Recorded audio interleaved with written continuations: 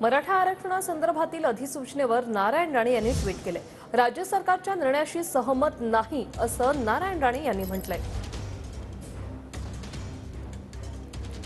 नेमका ट्विटमध्ये त्यांनी काय म्हटलंय पाहूया। मराठा समाज आरक्षणासंबंधी राज्य सरकारने घेतलेल्या निर्णयाशी आणि दिलेल्या आश्वासनाशी मी सहमत नाही। ऐतिहासिक परंपरा असलेला मराठा समाजाचं खच्चीकरण, इतर मागास समाजावर अतिक्रमण होणार असल्याने राज्यात असंतोष निर्माण होऊ शकतो। आरक्षणाच्या मुद्द्यावरती बोलायला नाही उद्याच उद्या ट्विट केलंय त्याच्यावरनं ऑफिसवरनं नाही बरोबर ऑफिस तुम्ही सगळ्यांचे करणार, सगळे मला गाठणार। ओबीसी समाज पण याला विरोध करतोय खालच्या निर्णयाला। माझे तेवढं वाचा आणि मग मला माझे तेवढं वाचा, त्यात उल्लेख आहे, तो ओबीसीचा पण उल्लेख आहे। त्यामुळे मी उद्या जे काय बोलणार ते तुम्ही ऐका।